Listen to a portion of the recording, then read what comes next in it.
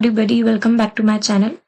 आज की वीडियो में हम सीखने जा रहे हैं लारावेल के अंदर एलोकेंट मॉडल को यूज करते हुए हम रिकॉर्ड को डिलीट किस तरीके से करवा सकते हैं।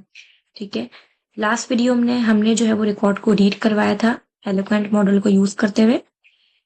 अगर मैं यहाँ पे आने के बाद फैच लिखूं, ठीक है, तो मेरे पास जो है मेरा रिकॉर्ड यहाँ पे रीड होके आ रहा है टेबुलर फॉर्मेट में। ठीक है, अब हम ये चाह रहे हैं कि यहाँ पे आने के बाद हम एक डिलीट का लिंक लगा दें और जब मैं उस डिलीट पे क्लिक करूं तो मेरा एक स्पेसिफिक रिकॉर्ड डिलीट हो जाए। ठीक है, तो सबसे पहले तो हम इस टेबल पे जाना पड़ेगा, मतलब इस फाइल पे जाना पड़ेगा, एक डिलीट का लिंक लगाना पड़ेगा। व्यू का नाम था हमारा fetch.blade.php जो आपको यहाँ पे शो हो रहा है। ठीक है, इसके अंदर मैं यहाँ पे आने के बाद td लगाऊंगी। एंकर का मैंने यहाँ पे टैग लिया और मैंने यहाँ पे लिखा है डिलीट। ठीक है, चेक करें तो मेरे पास यहाँ पे डिलीट का जो लिंक है वो लग चुका है। ठीक है, डबल बार इसलिए लगा क्योंकि मैंने इस डिलीट को फॉर ईच के लूप के अंदर लगाया है। ठीक है, अच्छा, अब हमें क्या करना है, यहाँ पे आने के बाद जो है वो डिलीट करवाना है। उससे पहले हम ये चाह रहे हैं कि हम जब इस पे क्लिक करें तो ये मुझे एक नेक्स्ट यूआरएल पे लेके जाए विथ आईडी। ठीक है, अगर मैं इस डिलीट पे क्लिक करती हूँ तो ये मुझे नेक्स्ट यूआरएल पे लेके जाए इस आईडी के साथ। ठीक है, ये स्पेसिफिक रिकॉर्ड की आईडी को हमें पिक करवाना पड़ेगा। अगर हमें डिलीट का काम करना है या हमें अपडेट का काम करना है तो बेहतर ये है कि हम आईडी के थ्रू करवाएं। क्यों? क्योंकि आईडी हर किसी की यूनिक होती है, किसी की भी आईडी डुप्लीकेट नहीं होती। ठीक है, तो उसके लिए हम क्या करेंगे, हाइपर इंफ्रेस में आते हैं। यहाँ पे एक हम यूआरएल बना रहे हैं। ठीक है, लिख रही हूं मैं, जो कि अभी हमने बनाया नहीं है, बनाएंगे हम बाद में web.php पे जाके। फिलहाल मैं एक डेमो यहाँ पे लिख रही हूँ। ठीक है, किसी भी नाम से आप लिख सकते हो, जैसे कि मैंने लिखा है employee/delete। ये मेरे राउट का नाम है, अपनी मर्जी से मैंने लिखा है, लेकिन मुझे साथ में आईडी भी भेजनी है। तो किस तरीके से भेजेंगे, लारावेल के कर्ली ब्रैकेट्स लेंगे। आईडी हम कैसे उठाएंगे, ये जो हमारा अलाइस नेम है जिसमें मेरे सारे रिकॉर्ड उठ के आते हैं $EMP, इससे मैं क्या करूंगी, माई सीक्वल का कॉलम आईडी साथ में लूंगी। ठीक है, ये जो कॉलम का नाम है ये आपने ऐसे ही लिखना है। इसको मैंने यहाँ पे आने के बाद रिफ्रेश किया, इस पर मैं क्लिक करूँ तो आप देखें पेज नॉट फाउंड तो देगा क्योंकि अभी तक हमने राउट नहीं बनाया, लेकिन अगर आप चेक करो तो हमारी आईडी जा रही है। ठीक है, अगर मैं यहाँ पे आने के बाद नेक्स्ट पे क्लिक करूँ तो आप चेक करें हमारी आईडी जो है ये सही पिक कर रहा है। तो इससे जो है हमारा एक पार्ट कंप्लीट हो गया। हमें आईडी जो है वो मेन उठानी थी ताकि हम नेक्स्ट जो है वो डिलीट वाला काम करवा सकें। ठीक है, अब हम आएंगे अपने कंट्रोलर पे, क्योंकि आईडी तो हमारी पास हो चुकी है। कंट्रोलर पे आएंगे, यहाँ पे आने के बाद हम एक न्यू फंक्शन बनाएंगे। किसी भी नाम का आप बना सकते हो, मैं बना रही हूँ डिस्ट्रॉय के नाम का, आपके ऊपर है। डिस्ट्रॉय फंक भी आप लिख सकते हैं समझने के लिए। ठीक है, और इसके अंदर मैं क्या करूंगी, आपको पता है कि साथ में वहां से आईडी हम भेज रहे हैं, ऊपर यूआरएल में मेरी आईडी आ रही है, इसीलिए आपको यहाँ पे एक पैरामीटर पास करना पड़ेगा। ठीक है, पैरामीटर का नाम आप कुछ भी रख सकते हैं, वो आपके ऊपर है। ठीक है, $ID $UID EID आपके ऊपर है। ठीक है, यहाँ पे आने के बाद हम क्या करेंगे, आईडी तो मैंने ले ली, लेकिन मैं चाह रही हूँ कि ये जो आईडी है 1 डेटाबेस में जाके मैच करके इसका रिकॉर्ड सारा लेकर आ जाए। अगर मेरे पास आईडी यहाँ 2 आती है तो मुझे इसको मैच करवा के अपने मॉडल एम्प्लॉय से रिकॉर्ड को उठाना है। तो उसके लिए हम क्या करेंगे, यहाँ पे आने के बाद किसी भी नाम से एक मैं वेरिएबल बना लेती हूँ, EMP के नाम का, जैसे मैंने बना लिया है। और मैंने क्या किया, यहाँ पे आने के बाद हमारा जो मॉडल है, क्योंकि आपको पता है हम एलोकेंट ORM मॉडल पे काम कर रहे हैं। ठीक है, तो हमें क्या करना पड़ता है, सारा काम जो मॉडल बेस ही करना पड़ता है। ये हमारे मॉडल का नाम है जो किसको रिप्रेजेंट कर रहा है, इस टेबल को रिप्रेजेंट कर रहा है।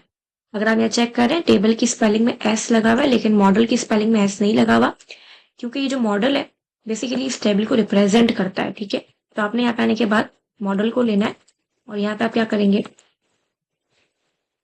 फाइंड करवाएंगे रिकॉर्ड को। अब रिकॉर्ड तो हमारे पास 2 है वहां पे टेबल के अंदर, 2 भी हो सकते हैं, 3 भी हो सकते हैं, जितने चाहे हो सकते हैं।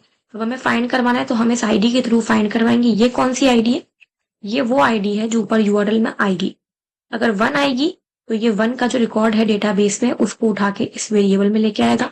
अगर 2 आईडी आएगी तो क्या करेगा, 2 आईडी का जो ये रिकॉर्ड है, नेम, ईमेल, सैलरी एक्सेट्रा, जो भी जितना भी रिकॉर्ड है वो सब उठा के इस वेरिएबल में लेके आ जाएगा।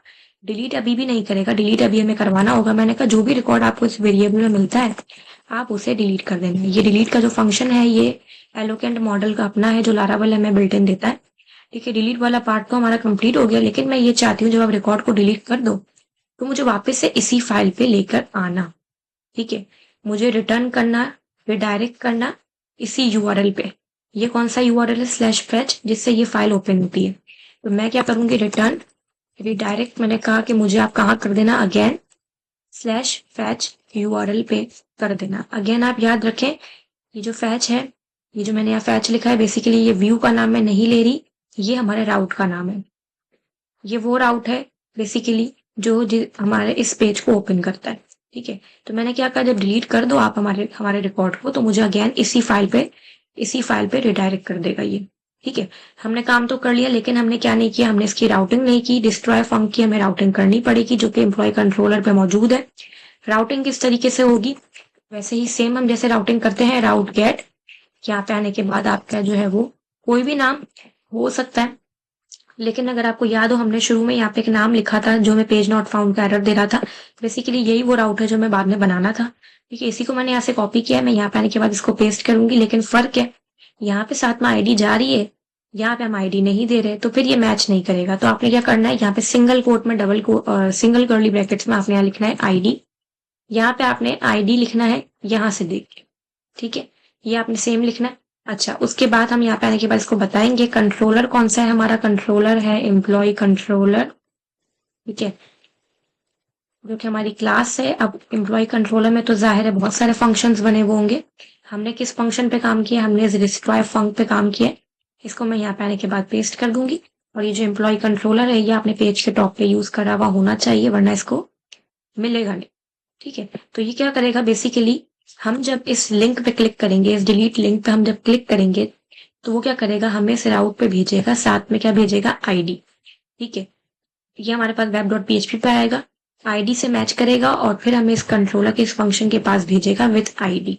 और वहां से हमारा जो डिलीट वाला प्रोसेस है वो चलेगा, एंड देन हम रिटर्न रिडायरेक्ट अगेन होंगे हमारी फैच वाली फाइल पे। चेक करके देखते हैं, कोई इशू तो नहीं आ रहा हमारे पास। मैंने पेज को जो है वो रिफ्रेश किया है।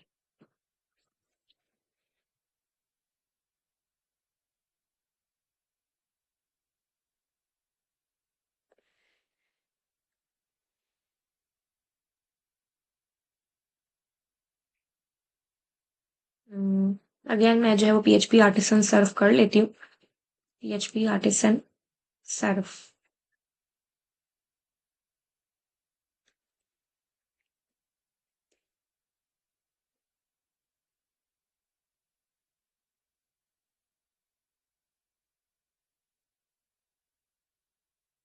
ठीक है, अच्छा देखें, रिकॉर्ड तो मेरा खैर जो हमने डिलीट किया था वो हो चुका है।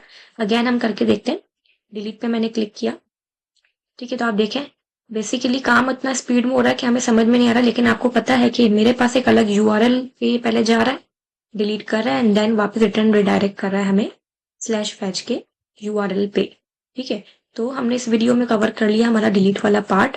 ठीक है, एलोकेन मॉडल को यूज करते हुए। लास्ट वीडियोस में हमने अपना क्रिएट वाला काम, रीड वाला काम, और आज हमने डिलीट वाला काम, तीनों जो है वो एलोकेन मॉडल को यूज करते हुए किया है। नेक्स्ट वीडियो में हम जो है वो अपडेट वाले पार्ट पे जाएंगे। आई होप कि आपको वीडियो जो है वो क्लियर हुई होगी कि हमने इसमें क्या क्या स्टेप्स किए हैं। ठीक है, स्टेप्स बिल्कुल ईजी हैं, कोई इसमें इतना कॉम्प्लेक्स नहीं है। आपको बस राउटिंग, कंट्रोलर एंड व्यू को समझना जरूरी है लारावेल के अंदर। ठीक है, मिलते हैं नेक्स्ट वीडियो में। Thank you so much.